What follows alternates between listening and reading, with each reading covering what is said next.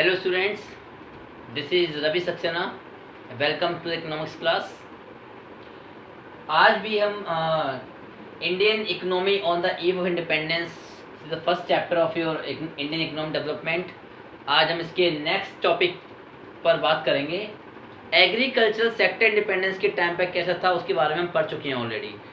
तो आज का हमारा टॉपिक रहेगा इंडस्ट्रियल सेक्टर इंडिपेंडेंस के टाइम पर क्या कंडीशन थी उसके बारे में पढ़ेंगे हम लोग ठीक से आज। तो आज का टॉपिक है आपका इंडस्ट्रियल सेक्टर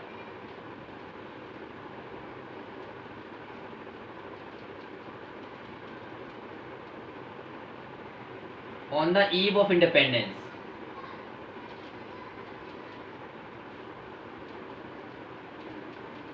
इंडिपेंडेंस के टाइम पर इंडस्ट्रियल सेक्टर की कंडीशन क्या थी। लास्ट वीडियो में बताया था मैंने आपको थोड़ा सा इसमें ब्रीफ में कि एक तो इसके दो पहलुओं में चर्चा करेंगे। Decay of handicrafts, handicraft industry का एंड हुआ, bleak growth of modern industry, bleak growth of modern industry.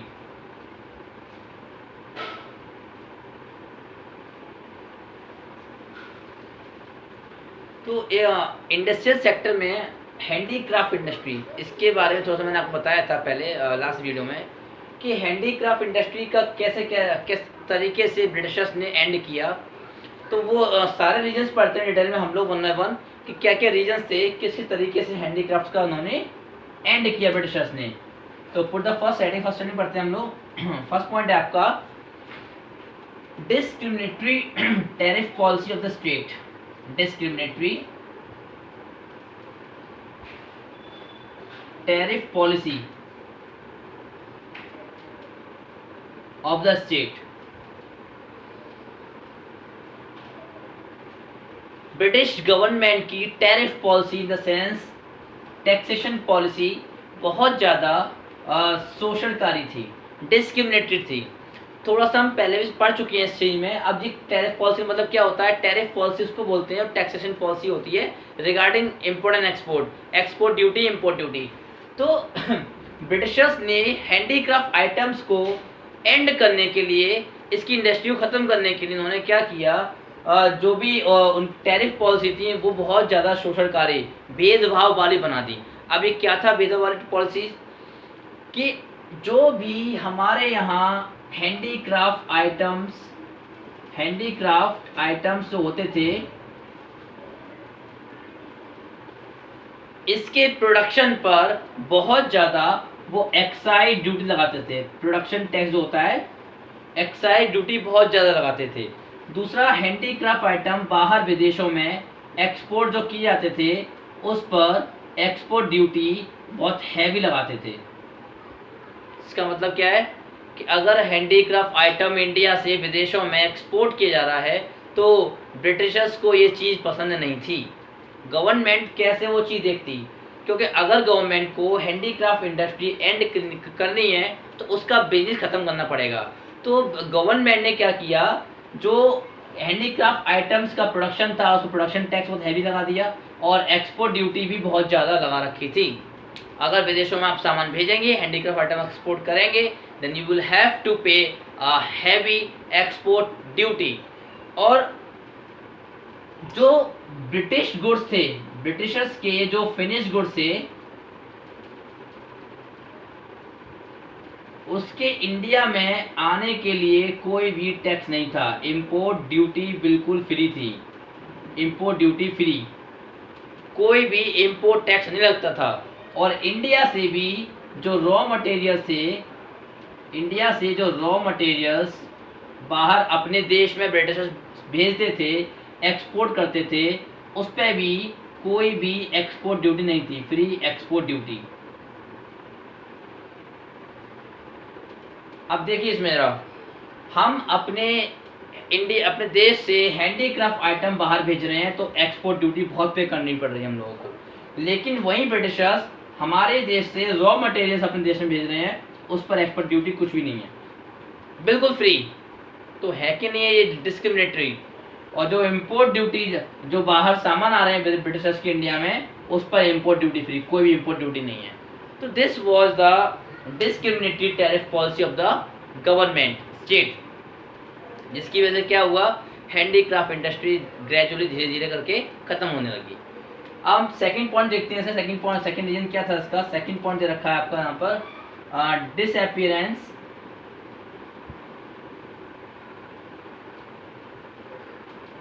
Disappearance of princely courts.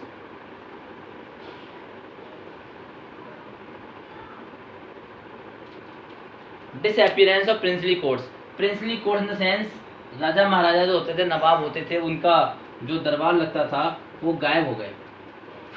Britishers ने ये चीज़ देखी कैसे करके हैंडीक्राफ्ट आइटम्स को एंड किया जाए। तो हम सब जानते हैं इस चीज़ को, जो भी हमारे यहाँ जो भी नवाब राजा महाराजा रहते थे होते हैं जो, तो उनके यहाँ सारी चीज़ें हैंडीक्राफ्ट आइटम्स की ही डिमांड होती थी। वहाँ पर कारपेट बिछा हुआ है हैंडीक्राफ्ट आइटम्स का, झूमर लगे हुए हैं वहाँ पर, उनके सिंहासन हैंडीक्राफ्टेड है, और जो भी वहाँ पर जो भी पर्दे वर्दे लगे हैं सारी चीज़ें वो हैंडीक्राफ्टेड है। तो वहाँ पर प्रिंसली कोर्ट्स की शोभा बढ़ाते थे हैंडीक्राफ्ट आइटम्स, बहुत डिमांड होती थी। तो ब्रिटिशर्स ने क्या किया, धीरे धीरे करके प्रिंसली कोर्ट्स को ही ख़त्म कर दिया, इंडियन रीजन्स पर आक्रमण कर करके उस अपना कब्जा करते गए और राजा महाराजाओं को अपना गुलाम बनाते गए। उनका जो गढ़ होता था वो छीन लेते थे, ओवरटेक कर लेते थे, और वो डिसअपीयरेंस बिल्कुल गायब हो गया। प्रिंसली कोर्ट्स जो होते थे राजा महाराजा के दरबार बिल्कुल गायब हो गए, और जब वही गायब हो गए तो हैंडीक्राफ्ट आइटम्स की डिमांड भी धीरे धीरे ख़त्म हो गई। तो this was also a reason for the decay of handicraft items. अब नेक्स्ट पॉइंट की बात करें हम, जो ब्रिटिशर्स हमारे देश में अपने जो ये मैं बताया आपको, ब्रिटिश गुड्स जो इंडिया में इंपोर्ट फ्री होते थे तो वो ब्रिटिशर्स के गुड्स होते थे। तो वहाँ पर हमारे इंडिया में ब्रिटेन के गुड्स आते थे जो मशीन मेड होते थे, तो उनसे कंपटीशन फेस करना पड़ता था हमारे इंडियन गुड्स को, competition from machine made goods.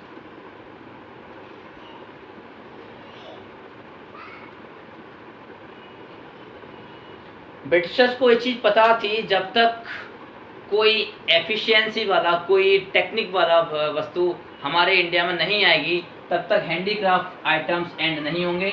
तो उन्होंने मशीन मेड गुड्स, ये जो ब्रिटेन में अपने देश में मशीन से बने हुए सामान, इम्पोर्टेड सामान, बिल्कुल वेराइटी सामान हमारे इंडिया में वो क्या करते थे, इम्पोर्ट करते थे, और बिना टैक्सेस के। तो भारतीय बाजार में वो मशीन मेड गुड्स हमारे हैंडीक्राफ्ट आइटम्स को बहुत ज़्यादा कंपटीशन देते थे। और हम सबको पता है, हमारे हैंडीक्राफ्ट आइटम्स हों या किसी भी देश के हैंडीक्राफ्ट आइटम्स हों, मशीन मेड आइटम्स को, मशीन मेड गुड्स को, टेक्निकल गुड्स को हम कॉम्पीट नहीं कर सकते। तो इस वजह से भी हमारे हैंडीक्राफ्ट आइटम्स का बिजनेस इंडस्ट्री बिल्कुल ख़त्म हो गई।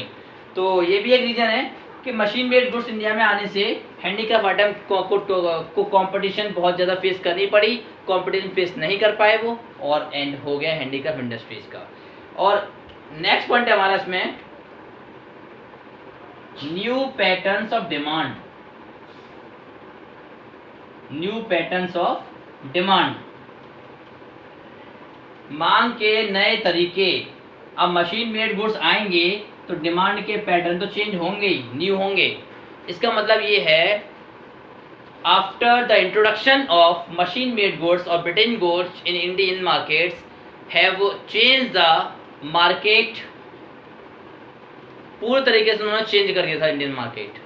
मार्केट में लोगों को वेराइटीज गुड्स दिखने लगे, जिसकी वजह से वो उन्होंने एडप्ट कर लिया। हम लोगों ने क्या किया, हम लोगों ने मशीन मेड गुड्स पर ज़्यादा फोकस किया, और हम लोगों ने वेस्टर्न कल्चर को एडप्ट कर लिया, और हमारे डिमांड के तरीके चेंज हो गए, हमारे डिमांड के क्राइटेरिया बदल गई, मायने बदल गए हमारे डिमांड के।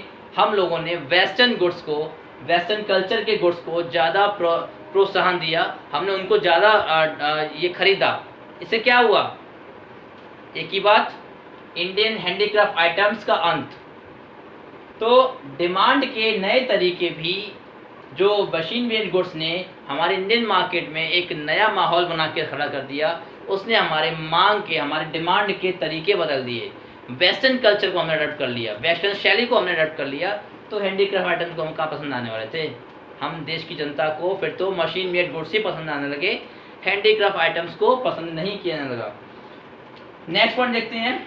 नेक्स्ट पॉइंट है introduction of railways in India. इसके बारे में हमने लास्ट वीडियो में भी चर्चा की थी। Introduction of railways in India. Bharat में रेलवे को शामिल करना, रेलवे को इंट्रोड्यूस करना इंडिया में, ये ब्रिटिशर्स की देन है। आज हमारे इंडिया का रेलवे नेटवर्क बहुत बड़ा रेलवे नेटवर्क है, और लेकिन ब्रिटिश गवर्नमेंट ने किस उद्देश्य से रेलवे का निर्माण कराया था हम सब जानते हैं। उसमें उनका स्वार्थ था ताकि ब्रिटेन के गुड्स हमारे इंडिया में आराम से आ सकें, और गुड्स का ट्रांसपोर्टेशन, पैसेंजर का ट्रांसपोर्टेशन आराम से एक स्थान पर दूसरे स्थान पर हो पाए। तो रेलवेज का इंट्रोडक्शन ने क्या किया, ब्रिटेन के गुड्स को इंडियन मार्केट में आने का रास्ता दे दिया। बहुत आसानी से इंडियन मार्केट में British goods, machine made goods आराम से सप्लाई हो सकते थे, मूव होते थे one place to another place in all over the country. ये भी एक रीजन रहा हैंडीक्राफ्ट इंडस्ट्रीज के एंड होने का। तो ये आपके सामने 5 पॉइंट लिखे हैं। Discriminatory tariff policy, disappearance of princely course, machine made goods से कंपटीशन फेस करना पड़ा, डिमांड के पैटर्न मायने बदल दिए हम लोगों ने वेस्टर्न कल्चर को अडॉप्ट करके, और रेलवे का भी इंडिया में इंट्रोड्यूस हुई रेलवे हमारे इंडिया में, जिससे ब्रिटिश गुड्स को मार्केट मिला, और मार्केट लेने में, मार्केट में पकड़ करने के लिए आसानी हुई। देश के कोने कोने तक ब्रिटिश के गुड्स एक जगह से दूसरी जगह पर आराम से रेलवे के द्वारा ट्रांसपोर्ट किए जाते थे। तो ये हो गया आपका डिके ऑफ हैंडीक्राफ्ट्स वाला पोर्शन। अब believe growth of modern industry, इस पर भी हमने लास्ट वीडियो में थोड़ी चर्चा कर ली थी। मॉडर्न इंडस्ट्री, आधुनिक इंडस्ट्रीज की ग्रोथ बिल्कुल ना के बराबर। ब्रिटिशर्स ने उस समय, पहले बात तो हम बात करेंगे, मॉडर्न इंडस्ट्री इंडिपेंडेंस के टाइम में बहुत कम थी, फ्यू इंडस्ट्री थी। फ्यू का मतलब in the sense 2-3 industry were there which were the modern industry. Like TISCO बात करें, टाटा आयरन स्टील कंपनी, और कुछ टेक्सटाइल इंडस्ट्रीज थी, शुगर मिल्स थी। ये भी ब्रिटिशर्स के द्वारा पूरी अंडरटेक थी, पूरी उस समय ब्रिटिशर्स के हैंडल में थी। लेकिन मॉडर्न इंडस्ट्री के लिए ब्रिटिशर्स ने और कोई एक्स्ट्रा एफर्ट नहीं किया।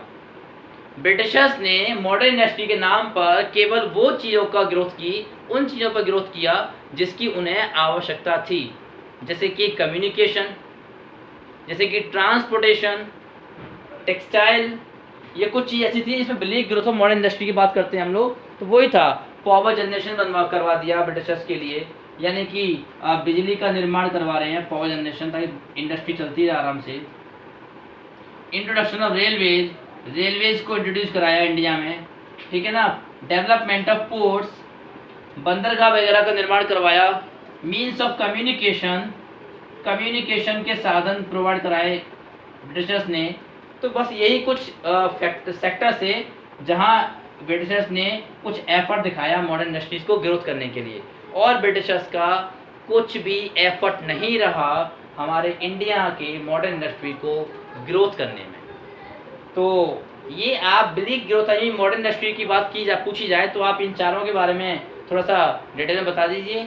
पावर जनरेशन किया गया ब्रिटिशर्स के द्वारा, रेलवे बनाए गए, पोर्ट्स का निर्माण करवाया गया, कम्युनिकेशन में काम किया गया, इसके अलावा कुछ और नहीं।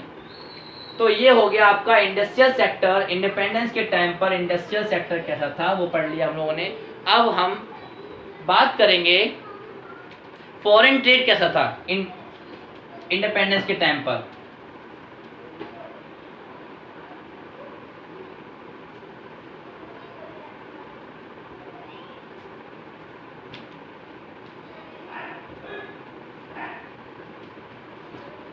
Foreign trade under British rule.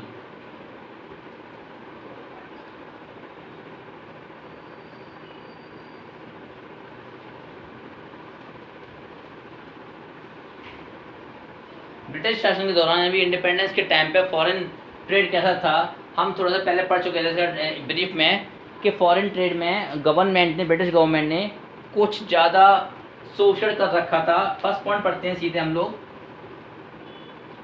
विदेशी व्यापार की जब बात करते हैं, फॉरेन ट्रेड की जब बात करते हैं, तो दिमाग में एक ही बात आती है केवल, एक एक्सपोर्ट और इंपोर्ट, एक्सपोर्ट और इंपोर्ट पॉलिसी। तो ब्रिटिशर्स की एक्सपोर्ट इंपोर्ट पॉलिसी ही बहुत ज्यादा शोषणकारी थी। फर्स्ट पॉइंट देखिए, India was that time India was net exporter of primary products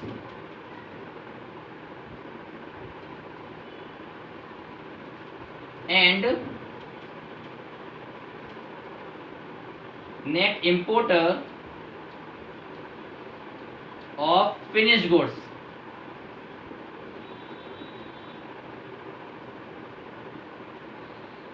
first point बिल्कुल क्लियर है, हम पहले बात कर चुके हैं इसमें। ब्रिटिश शासन के दौरान फॉरेन ट्रेड में क्या था, एक्सपोर्ट और इंपोर्ट दोनों होता था इंडिया में। इंडिया क्या था, इंडिया से एक्सपोर्ट होता था केवल प्राइमरी प्रोडक्ट्स। प्राइमरी प्रोडक्ट्स के नाम पर क्या है, प्राइमरी प्रोडक्ट्स की बात करें हम तो इसमें सारे इंडिया के रॉ मटेरियल्स, नेचुरल रिसोर्सेज, यानी कि हम बात करें कि इंडियन इकोनॉमी की, तो इंडियन इकोनॉमी उस समय कैसी थी, India was net exporter of primary products. Bharat से प्राइमरी प्रोडक्ट्स एक्सपोर्ट किए जाते थे। प्राइमरी प्रोडक्ट्स का मतलब बता दी मैंने आपको, लिखा हुआ रॉ मटेरियल्स, नेचुरल रिसोर्सेज, यानी कि देश के सभी नेचुरल रिसोर्सेज, संसाधन, प्राकृतिक संसाधन और रॉ मटेरियल हमारे इंडिया से एक्सपोर्ट कर दिए जाते थे ब्रिटेन में, अदर यूरोपियन कंट्रीज में। और इंडिया का जो फॉरेन ट्रेड था, उस पूरे फॉरेन ट्रेड का 50% ट्रेड कहाँ पर था, ब्रिटेन में। यूरोपियन कंट्रीज बहुत सारी होती हैं, लेकिन ब्रिटेन में 50% तक शामिल था। तो ये हमारा फर्स्ट पार्ट हो गया, इसका फर्स्ट पार्ट हो गया। अब बात करेंगे फिनिश गुड्स की। जो ब्रिटिशर्स ब्रिटेन में वो क्या करते थे, रॉ मटेरियल्स पहुंचाकर फिनिश गुड्स प्रोड्यूस करके इंडिया में क्या करते थे, इसको इंडिया में इंपोर्ट करते थे। इंपोर्ट इन इंडिया, भारत में जो भारत से रॉ मटेरियल्स, इंडिया से रॉ मटेरियल्स जो बाहर जाते थे, नेचुरल रिसोर्सेज बाहर जाते थे ब्रिटेन में, उससे वो लोग फिनिश्ड प्रोडक्ट बना के इंडिया में इंपोर्ट करते थे और इंडियन मार्केट्स में हैवी रेट्स पर वो सेल करते थे इंडियन पॉपुलेशन को। हमारे रिसोर्सेज हम ही को फिनिश गुड मिल रहे हैं, हमारे रिसोर्सेज बने हुए, वो भी महंगी रेट्स पर। This was pure exploitation by the Britishers. ये था। सेकेंड पॉइंट की बात करें हम लोग, तो सेकेंड पॉइंट है आपका इसमें, इंपोर्ट एक्सपोर्ट से एक चीज और रिलेटेड होती है इसमें, उसकी बात करेंगे। Monopoly control of Indian, monopoly control of Britishers on India's foreign trade.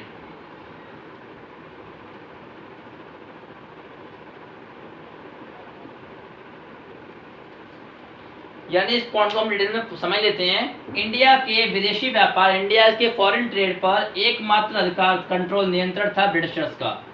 Britishers ने पूरा इंडियन फॉरेन ट्रेड पर अपना कब्जा जमा रखा था। ब्रिटिशर्स जैसे चाहते थे, जो इंपोर्ट करना, एक्सपोर्ट करना, वो करते थे।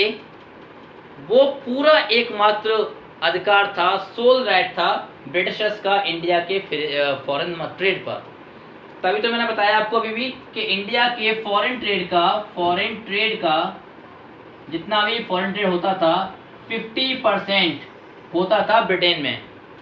ग्रेट ब्रिटेन में ही सारा व्यापार होता था और बाकी का 50% अदर कंट्रीज में। तो इसमें ब्रिटिशर्स इंडियन रिसोर्सेज का, रॉ मटेरियल्स का एक्सप्लोटेशन करते थे सीधा सीधा। नेक्स्ट पॉइंट की बात करें हम लोग, surplus trade was there, but benefit only to Britishers।